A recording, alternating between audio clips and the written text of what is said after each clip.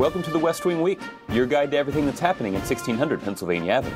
This week, Mailbag Day New Year's Edition. We'll take a look at some of the highlights of 2010, plus answer a couple of your letters.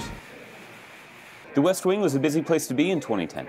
I think it's fair to say that this has been the most productive post-election period we've had in decades. And it comes on the heels of the most productive 2 years that we've had in generations. The highlights included passing and signing historic healthcare reform legislation, repealing Don't Ask, Don't Tell, enacting Wall Street reform, ending the combat mission in Iraq, extending tax cuts for middle-class Americans and small businesses, negotiating a strategic nuclear arms treaty with Russia, and appointing Elena Kagan to the Supreme Court. The president also signed into law the CALM Act, legislation requiring that the volume of television commercials be the same as the programs they run with. When I'm watching the game, I don't want those ads coming on loud. That's right. I don't want to have to pick up the clicker. You know, this is practical. When have we makes done? a difference right away. It was couch potatoes. What is the last one? And look at this. This is all this. One-page bill. One-page bill. That's what I'm saying. The Senate did turn it into almost 2 pages. We do run on. That's funny. Our first letter comes from a student in North Carolina. He asks, "Dear Mr. President, how many chimneys are in the White House? I asked that one time and it never got answered. Anyway, I hope you have a good Christmas." Well, I'm not sure what happened that one time you asked, but this time we posed the question to Bill Allman, the White House curator in the diplomatic reception room. How about it, Bill? If you were to stand on Pennsylvania Avenue, which is the front side of the White House, and looked up at the roof line, you'd see 12 chimneys. The White House, the original White House, the building that was opened in 1800 for President John Adams, has 12 chimney stacks on top of the roof. They once served fireplaces in almost every room in the house because that was the only way the house could be heated for the first 40 years or so that presidents and first ladies lived here.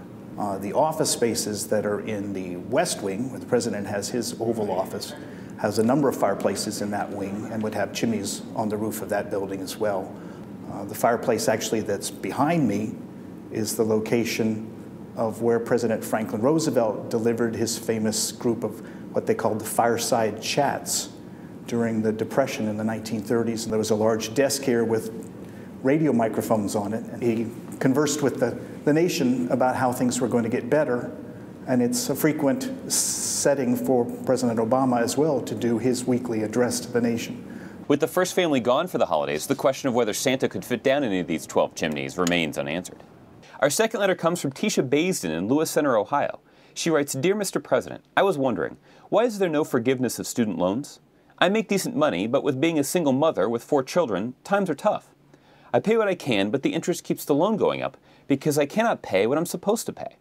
To answer this question, we tracked down the President's Deputy Assistant for Domestic Policy, Heather Higginbottom. Thank you for writing, Tisha. My name is Heather Higginbottom, and I'm the Deputy Director of the White House Domestic Policy Council. President Obama is committed to ensuring that college is affordable. In fact, one of the first goals he set as president was to return America to the world leader in the proportion of college graduates by 2020. And to meet that goal, we have to ensure that more Americans can attend, complete, and afford college. Now, in your situation, there are a couple of things that could help right away. First, you might want to look into consolidating your federal loans, which will allow you to get a lower interest rate and keep that steady over time. In addition, you may want to look into the income-based loan repayment program. Now, what that does is say that you just spend a lower proportion of your discretionary income every month for your college loans.